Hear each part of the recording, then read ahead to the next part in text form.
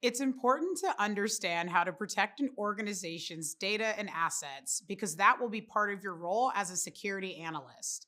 Fortunately, there are principles and guidelines that can be used along with NIST frameworks and the CIA triad to help security teams minimize threats and risks. In this video, we'll explore some Open Web Application Security Project, or OWASP, security principles that are useful to know as an entry level analyst.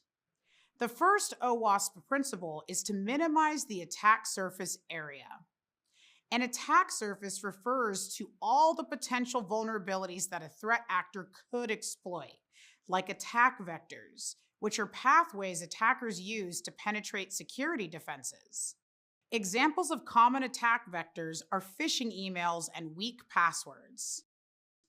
To minimize the attack surface and avoid incidents from these types of vectors, security teams might disable software features, restrict who can access certain assets, or establish more complex password requirements. The principle of least privilege means making sure that users have the least amount of access required to perform their everyday tasks. The main reason for limiting access to organizational information and resources is to reduce the amount of damage a security breach could cause. For example, as an entry-level analyst, you may have access to log data, but may not have access to change user permissions. Therefore, if a threat actor compromises your credentials, they'll only be able to gain limited access to digital or physical assets, which may not be enough for them to deploy their intended attack. The next principle we'll discuss is defense in depth.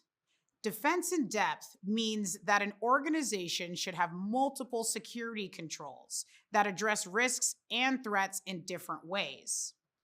One example of a security control is multi-factor authentication, or MFA, which requires users to take an additional step beyond simply entering their username and password to gain access to an application.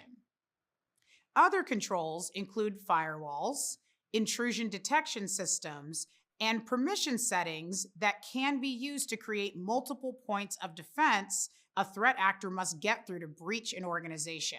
Another principle is separation of duties, which can be used to prevent individuals from carrying out fraudulent or illegal activities. This principle means that no one should be given so many privileges that they can misuse the system. For example, the person in a company who signs the paychecks shouldn't also be the person who prepares them. Only 2 more principles to go. You're doing great. Keep security simple is the next principle. As the name suggests, when implementing security controls, unnecessarily complicated solutions should be avoided because they can become unmanageable. The more complex the security controls are, the harder it is for people to work collaboratively.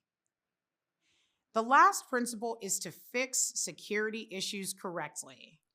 Technology is a great tool, but can also present challenges. When a security incident occurs, security professionals are expected to identify the root cause quickly. From there, it's important to correct any identified vulnerabilities and conduct tests to ensure that repairs are successful. An example of an issue is a weak password to access an organization's Wi-Fi because it could lead to a breach. To fix this type of security issue, stricter password policies could be put in place. I know we've covered a lot, but understanding these principles increases your overall security knowledge and can help you stand out as a security professional.